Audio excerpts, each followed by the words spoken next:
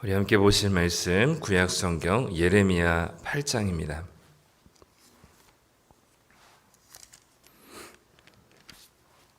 예레미야 8장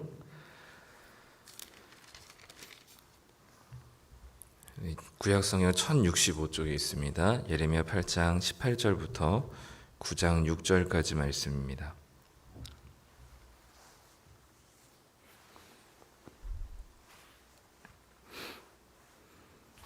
예레미야 8장 18절부터 9장 6절까지 말씀 우리 한 목소리로 같이 읽도록 하겠습니다.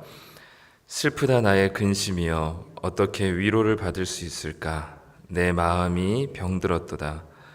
딸 내 백성의 심히 먼 땅에서 부르짖는 소리로다. 여호와께서 시온에 계시지 아니한가? 그의 왕이 그 가운데 계시지 아니한가? 그들이 어찌하여 그 조각한 신상과 이방이 헛된 것들로 나를 격노하게 하였는고 하시니 추수할 때가 지나고 여름이 다하였으나 우리는 구원을 얻지 못한다 하는도다. 딸 내 백성이 상하였으므로 나도 상하여 슬퍼하며 놀라움에 잡혔도다. 길라앗에는 유향이 있지 아니한가? 그곳에는 의사가 있지 아니한가? 딸 내 백성이 치료를 받지 못함은 어찌 됨인고? 어찌하여 내 머리는 물이 되고 내 눈은 눈물 근원이 될고 죽임을 당한 딸 내 백성을 위하여 주야로 울리로다. 내가 광야에서 나그네가 머무를 곳을 얻는다면 내 백성을 떠나가리니 그들은 다 간음한 자요 반역한 자의 무리가 됨이로다. 여호와의 말씀이니라. 그들이 활을 당김같이 그들의 혀를 놀려 거짓을 말하며 그들이 이 땅에서 강성하나 진실하지 아니하고 악에서 악으로 진행하며 또 나를 알지 못하느니라. 너희는 각기 이웃을 조심하며 어떤 형제든지 믿지 말라. 형제마다 완전히 속이며 이웃마다 다니며 비방함이라. 그들은 각기 이웃을 속이며 진실을 말하지 아니하며 그들의 혀로 거짓말하기를 가르치며 악을 행하기에 지치거늘 내가 사는 곳이 속이는 일 가운데 있도다. 그들은 속이는 일로 말미암아 나를 알기를 싫어하느니라. 여호와의 말씀이니라. 아멘. 네, 오늘 예레미야 8장 말씀 우리 또 함께 보도록 하겠습니다. 오늘 읽은 말씀은 앞부분에 9장 한 8장 18절부터 9장 1절까지는 이 탄식, 계속해서 내 딸이 치료를 받지 못하고 내 딸이 계속 고통 중에 있다라는 표현을 하면서 지금 예레미야가 탄식하고 있는 겁니다. 8장 18절부터 9장 1절까지는 예레미야가 이 백성을 보면서 탄식하는 말이고 9장 2절부터 6절까지는 하나님이 이 백성을 바라보시는 죄악의 이스라엘 백성들이 지은 그 가장 핵심적인 죄악 한 가지를 2절부터 6절까지는 반복적으로 얘기하고 있죠. 그 8장 17절에 보면 읽진 않았지만 하나님께서 이 이스라엘 백성들에게 특히 남유다 백성들에게 심판을 하셔서 이들이 고통을 받는다라는 것을 8장 17절에서는 뱀과 독사를 너희에게 보내겠다라는 표현으로 하나님께서 쓰십니다. 그러니까 뱀과 독사에게 이제 물려서 고통 중에 있는 이스라엘 그 사람의 모습을 이스라엘 백성들이 죄에서 돌이키지 않아서 하나님의 심판을 받게 되는 그런 모습 이미지로 이제 설명을 하면서 이제 18절부터는 예레미야가 탄식하게 되는 장면이 등장합니다. 예레미야가 18절의 말씀에 보면 슬프다 나의 근심이여 어떻게 위로를 받을 수 있을까? 내 마음이 병들었도다 라고 얘기하고 계속해서 반복적으로 딸 내 백성이 먼 땅에서 부르짖는 소리 때문에 내가 고통스럽고 그리고 21절에도 보면 딸 내 백성이 상하였기 때문에 나도 상하여 슬퍼하며 놀라움에 잡혔도다 라고 말하고 22절에서도 나 딸 내 백성이 치료를 받지 못하는 것은 어떻게 된 것이냐 라고 얘기하면서 9장 1절에서는 내가 이 딸 내 백성을 위하여 주야로 울리로다 라고 고백하면서 이 남유다 백성들의 심판을 당해서 고통 중에 있는 상태, 이 하나님의 심판으로 인해서 고통 중에 있는 이스라엘 백성들을 바라보면서 이것이 먼 이야기거나 또는 나는 하나님의 말씀을 전하는 사람이기 때문에 상관없는 것이 아니라 이스라엘의 고통이 곧 이 예레미야의 가장 큰 고통 중에 하나였던 것이죠. 결코 이 남유다 백성과 자신을 분리시킬 수 없었던 예레미야의 마음을 보게 됩니다. 우리에게도 이 우리를 이제 왕과 선지자 제사장의 역할 모습으로 우리를 부르셨는데, 우리는 이 땅을 보면서 또는 이 세상을 보면서 또는 이 교회를 보면서 우리는 어떤 마음을 가지고 있는지 우리 예레미야를 통해서 좀 생각해 보지 않을 수가 없습니다. 네, 우리는 이제 사실 우리뿐만 아니라 모든 사람이 나만 아니면 된다는 생각이 참 많죠.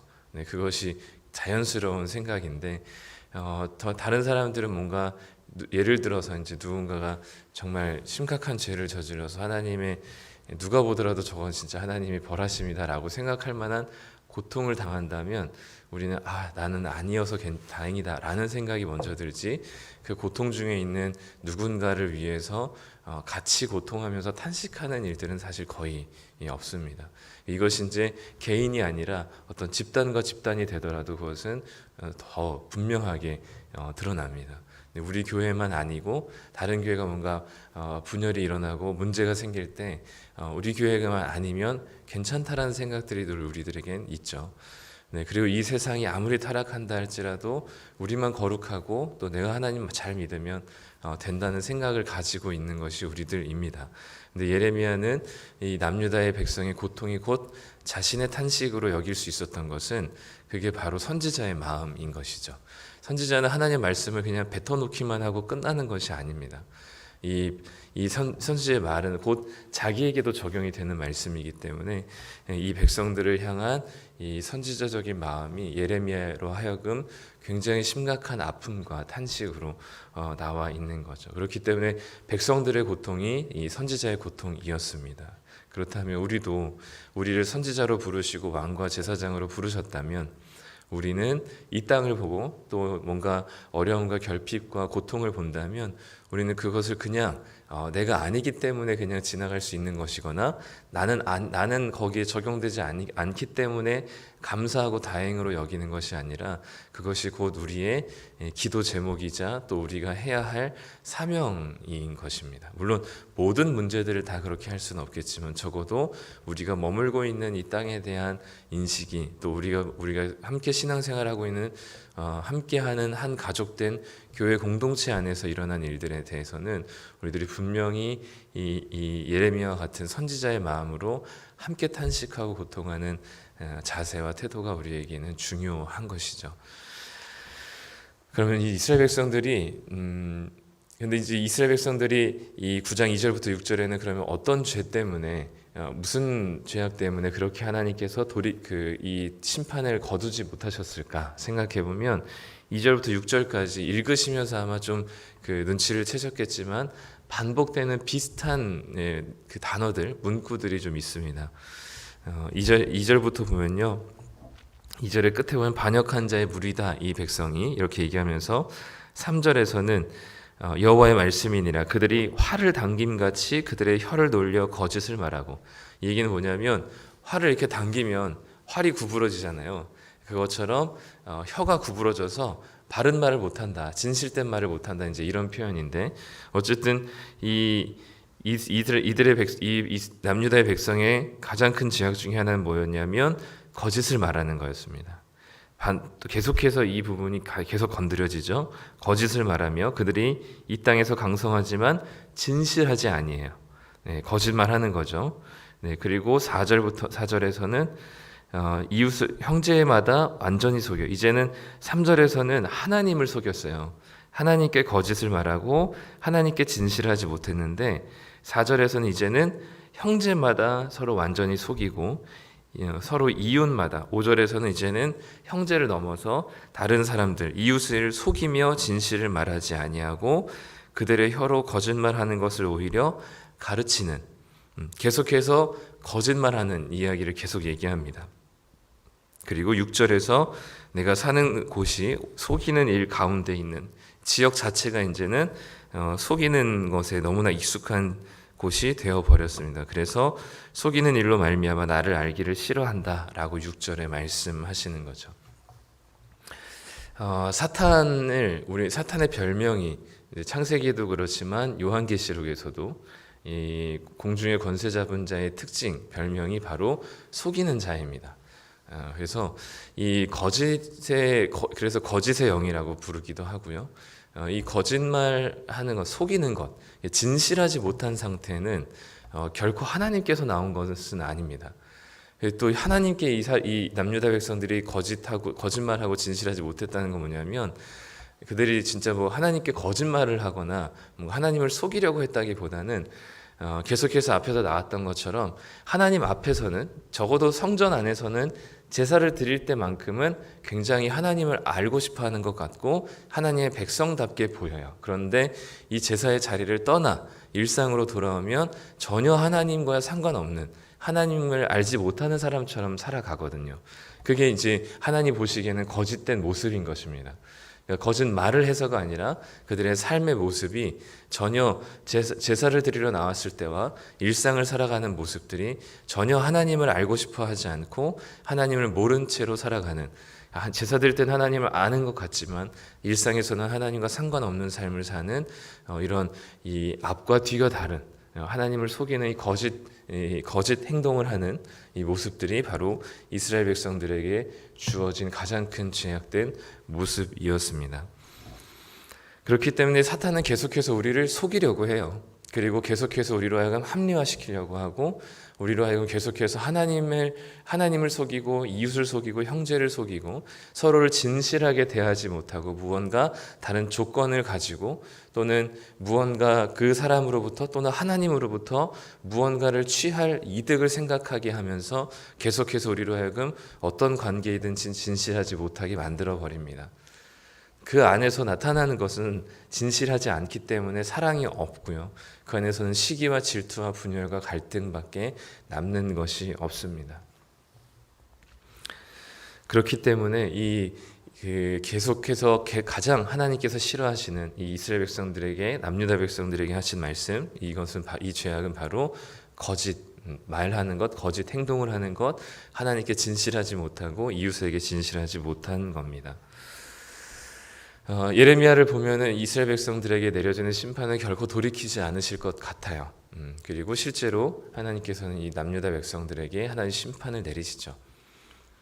어떻게 보면 이렇게 완전히 망가져버린 이 나라, 망가져버린 하나님의 백성, 하나님을 속이고 이웃을 속이고 진실하지 못한 이 관계와 완전히 어느 한 부분만 도려내어서 수술할 수 없을 정도로 암이 가득 퍼진 이 이스라엘 백성들의 모습에 이스라엘 백성들을 살릴 수 있는 방법은 이스라엘을 죽이는 것밖에 없는 거죠.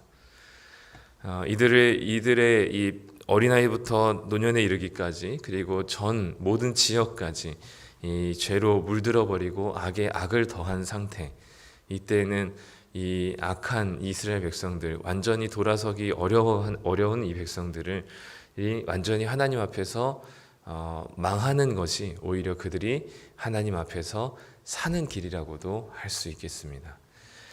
지금 우리가 살아가고 있는 한국 교회가 점점 영향력을 잃어가고 또 그 한국 교회는 우리가 속해 있죠. 우리와 한국 교회가 다르지 않습니다. 그 한국 교회 계속해서 욕을 먹고 있는 상황 속에서 또 그런 상황들 속에서 우리를 포함한 한국 교회가 진실하게 하나님께 회개하거나 돌이키지 못하고 계속해서 악에 악을 더하며 이 하나님과 이웃에 대해서 진실하지 못할 때 우리에게 필요한 것은 오히려 교회가 망하는 것이 어떻게 보면은 교회가 살아나는 길이라고도 볼 수 있습니다. 우리의 교세가 줄어들고 무언가 점점 교회가의 영향력이 약화되는 것이 하나님의 심판일 수도 있겠지만 오히려 그것이 우리를 더 진실하게 하나님께서 사랑하시는 그리고 우리를 살리실 수 있는 유일한 길일 수도 있겠습니다. 예레미야가 너무나 안타까운 마음으로 슬퍼하지만 그 슬픔 속에 아주 짧지만 하나님의 탄식이 아주 잠깐 들어 있습니다. 19절 말씀을 읽어보면요. 딸 내 백성이 심히 먼 땅에서 부르짖는 소리로다 라고 하고 백성들이 하나님께서 그 다음부터 얘기합니다. 자기를 3인칭으로 부르시는 거죠. 여호와께서 시온에 계시지 아니한가? 그의 왕이 그 가운데 계시지 아니한가? 그들이 어찌하여 그 조각한 신상과 이방의 헛된 것들로 나를 경노하게 하였는고 하시니. 이제 이 예레미야의 탄식과 백성들의 고통의 소리 속에 하나님께서 탄식하시는 소리가 19절에 아주 잠깐이지만 등장합니다. 백성들은 심판을 당해서 힘들어서 고통하고 소리를 내고, 예레미야는 백성들의 고통을 당하는 그 고통스러워하는 모습 때문에 슬퍼하지만, 하나님께서 탄식하시는 것은 무엇이냐면 그들 중에 왕이 없느냐, 너희들 중에 진정한 너희들을 위한 사람이 없느냐. 하나님께서 시온에 계시고 너희들의 왕이 그 가운데 계신데 아직도 그 고통 중에서도 죄에서 돌이키지 못하고 이방신에서 돌이키지 못하며 하나님께로 돌이켜서 회개하지 못하는 이스라엘 백성들을 보시면서, 그러니까 고통 중에 심판을 당하면서도 이것이 하나님께로 돌이켜 가야 되겠다라고 회개하지 못하는, 돌이키지 못하는 이스라엘 백성들 때문에 하나님께서는 탄식하고 계시는 것이죠. 그리고 예수님의 말씀처럼 피리를 불어도 기뻐하지 못하고 애곡하는 그 슬픔의 소리에도 눈물을 흘리지 못하는 이 강팍한 백성들을 향해 예레미야가 탄식했던 것보다 훨씬 더 큰 탄식으로 이 땅에 오신 진정한 선지자가 계시니 그분이 예수 그리스도이십니다. 우리를 위해서 계속해서 탄식하시며 여전히 하나님의 심판과 하나님의 저주 아래 있음에도 불구하고 주님께로 돌이키지 못하는 강팍한 심령 가운데 있는 우리들을 위해서 탄식하며 기도하시는 진정한 선지자의 마음으로 우리를 위해서 안타까워하시는 주님이 계시다는 사실을 우리가 확신하고 믿을 때 우리는 그 주님을 붙들고 다시금 하나님께로 나아가 돌이킬 수 있으리라 믿습니다. 우리의 완전한 무너짐이 오히려 예수 그리스도를 붙들게 하시고 그 예수 그리스도를 붙드는 겸손한 믿음이 우리로 하여금 하나님께로 돌이키게 하시는 줄 믿습니다. 그렇다면 우리 안에 성령께서 말할 수 없는 탄식으로 우리를 위하여 기도하시고 그 성령의 중보로 인하여서 우리는 다시금 회복하여 하나님의 백성으로 주님께서 주시는 복을 누리며 살아가게 될 줄 믿습니다. 오늘도 우리의 진정한 선지자 되신 또 우리를 위해서 중보하시는 예수님을 의지하고 우리 안에서 말할 수 없는 탄식으로 우리를 위해 하나님께 기도하시는 성령을 의지할 때 오늘 하루 하나님의 탄식이 줄어들고 하나님께서 기뻐하시는 목소리들로 가득한 하루가 되시리라 믿습니다. 오늘도 그런 하루를 살아가시는 우리 낮은 숲의 성도님들이 되시기를 간절히 소망합니다. 기도하겠습니다. 하나님 감사합니다. 오늘 예레미야의 탄식과 이 남유다의 끝까지 돌이키지 않은 하나님이 싫어하시는 죄에 대해서 살펴봤습니다. 예레미야가 내 딸 백성이라고 말할 만큼 자신과 동일하게 여기며 이스라엘 백성들의 고통에 동참하는 모습들을 보였던 예레미야의 탄식을 보면서 우리를 위해서 끊임없이 탄식하시며 우리를 위해서 아파하시는 예수님을 보게 됩니다. 또한 우리 안에는 끊임없이 하나님에 대해서 진실하지 못하고 이웃에 대해서도 진실하지 못한 우리들의 거짓된 마음과 삶의 모습들을 바라보게 됩니다. 여전히 우리가 이 죄에서 돌이키지 못하며 하나님께로 향하지 못하는 어리석음 때문에 우리를 위해서 탄식하시는 그 하나님의 탄식 속에 우리의 중보자 되신 예수 그리스도를 붙들고 우리 안에서 말할 수 없는 탄식으로 하나님께 기도하시며 중보하시는 성령을 의지할 수 있는 시간 되게 하여 주시옵소서. 오늘 하루도 우리 힘으로는 하나님께 진실함으로 나아가기 어렵습니다. 우리 힘으로는 오늘 하루도 살아갈 수 있는 능력과 용기가 없습니다. 주님이 아니면 가능하지 않기에 오늘도 이 자리에 우리가 겸손하게 무릎 꿇고 기도하오니 하나님께서 우리의 겸손함 속에 그 주님의 은혜를 더하여 주셔서 주님을 의지하여 하나님께 돌이키며 하나님께서 기뻐하시는 삶을 살아갈 수 있는 오늘 하루가 되게 하여 주옵소서. 오늘 주님께서 붙드시고 인도하실 것을 믿으며 예수님의 이름으로 기도드립니다. 아멘.